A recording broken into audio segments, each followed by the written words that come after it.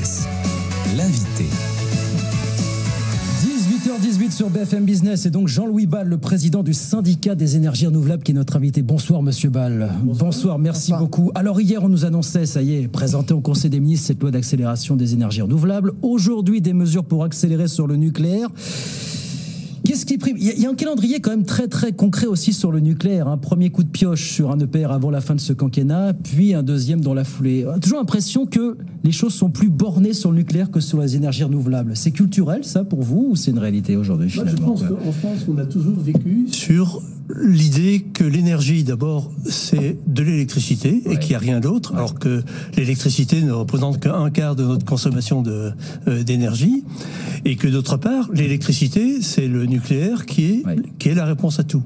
La réalité n'est pas du tout celle-là. D'abord, il faut travailler sur l'ensemble des formes d'énergie. Donc, on produit de la chaleur pour chauffer nos bâtiments, pour alimenter des process industriels. Et ça, c'est pas le nucléaire.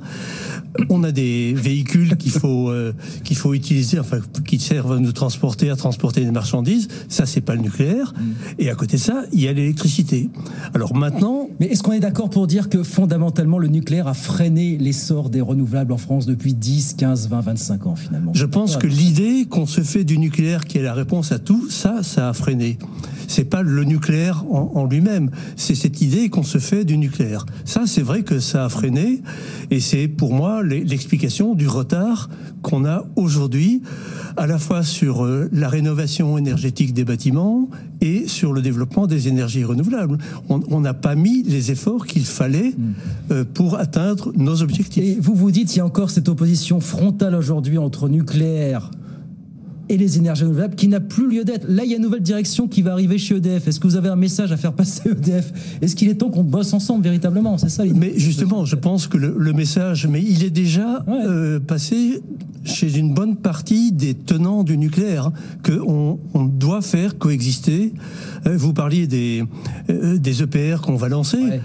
Ils seront pas en fonctionnement avant 2035 au mieux. Et d'autre part, à côté de ça, la consommation d'électricité, elle va augmenter parce qu'on doit décarboner notre économie, et que ça peut se faire avec l'électrification des usages dans les transports, dans les bâtiments, et donc on va avoir une consommation d'électricité qui va augmenter fortement. Et donc dans le court terme, il n'y a que les énergies renouvelables qui peuvent apporter cette électricité supplémentaire. Et ça, je pense qu'il y a une bonne partie des tenants du nucléaire qui en sont bien conscients, et qu'on doit pouvoir faire coexister ces deux développements. Mais le retard sur les énergies renouvelables, on l'explique comment ? Parce que quand on regarde notre position, que ce soit, enfin, si on compare à des pays qui sont comparables en termes de démographie ou de superficie, par rapport à l'Allemagne ou à la Grande-Bretagne, on a un retard terrible. Alors c'est quoi ? C'est le manque de planification, de vision, des gouvernements qui se sont enchaînés et qui n'ont pas fait les mêmes choses, et du coup on a pris du retard. Je pense que l'explication fondamentale du retard, on vient d'en parler, c'est cette idée qu'on se faisait du nucléaire, et derrière tout cela... pas que ça, il y a tout ce que met en avant le rapport, c'est les procédures, les démarches. Exactement, il y a un manque de volonté, il y a un manque de pilotage par la puissance publique, il y a un manque d'effectifs dans les administrations déconcentrées de l'État pour instruire les demandes d'autorisation, etc. Mais tout ça, la cause fondamentale, c'est que il y a cette idée que fondamentalement, c'est le nucléaire qui résout tous les problèmes. Mais quand même, moi je me souviens du discours d'Emmanuel Macron qui était assez réticent par rapport notamment à l'éolien terrestre. Et puis maintenant, alors finalement, il faut qu'on s'y mette en catastrophe, comme pour tout le reste. Alors j'étais à Belfort quand il a fait son discours. Et effectivement, il a dit des choses très positives sur l'éolien en mer et sur le solaire photovoltaïque, et avec beaucoup de réserves sur l'éolien terrestre, en disant on va reporter les objectifs de 2030 à 2050. C'était un message qui était très négatif. J'étais avec lui la semaine dernière à Saint-Nazaire. Son discours sur l'éolien terrestre était complètement différent. Exactement. Disait, on a ralenti. Mais c'est pour ça, mais les Français n'y comprennent plus rien sur le nucléaire. Pareil, un jour on ferme Fessenheim, et le lendemain finalement, il faut qu'on se mette à réouvrir toutes les centrales. Mais il y a un principe de réalité.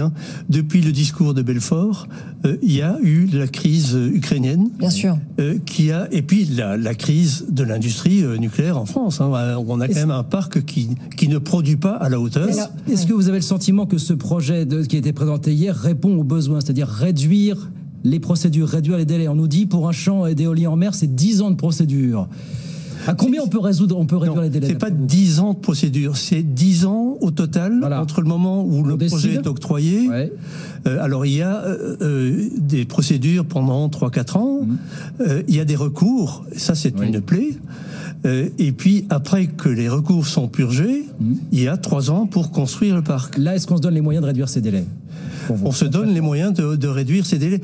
Pour l'éolien en mer, il y avait déjà beaucoup de choses qui avaient été faites, avec notamment la précision du cadre réglementaire. Il faut savoir que quand on a lancé les premiers parcs éoliens en mer, le cadre réglementaire, l'administration le découvrait. Donc il y a eu aussi un apprentissage de la part de l'administration. On a supprimé 2 niveaux de recours, donc maintenant il n'y a plus qu'un seul niveau de recours, ce qui réduit quand même fortement les délais. Et après, les industriels, eux, ils sont prêts. Le parc de Saint-Nazaire, qui il ne produit que depuis cet été. Oui, mais il a fallu 3 ans pour le construire. Oui, c'est ça. On vous entend bien sur l'importance du mix énergétique. Vous êtes président du syndicat des énergies renouvelables. Moi, j'aimerais vous interroger sur le fait que la facture de cette crise énergétique, elle ne va pas être que financière, elle va être aussi environnementale. Le gouvernement a décidé d'avoir recours au gaz naturel liquéfié pour remplacer en catastrophe le gaz russe. On sait que ça va générer un surplus de 4 milliards de tonnes de CO2 parce que l'empreinte carbone est beaucoup plus dramatique. Alors je suis bien d'accord avec vous. On a un problème aujourd'hui de sécurité d'approvisionnement et c'est en diversifiant les approvisionnements en gaz et même en rouvrant des centrales charbon, qu'on résout ce problème de sécurité d'approvisionnement. Maintenant, il faut que ces mesures ne soient que temporaires.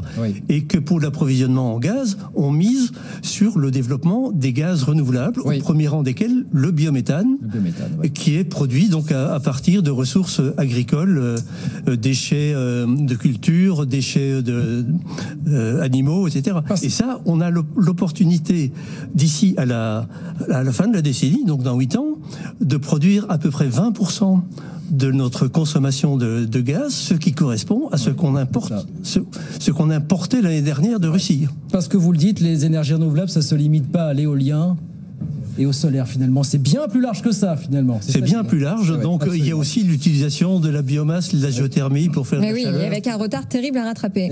Alors, ce retard, si j'ai encore une minute, c'est 64 TWh, ce qui correspond à 20% de la consommation de l'industrie sur une année.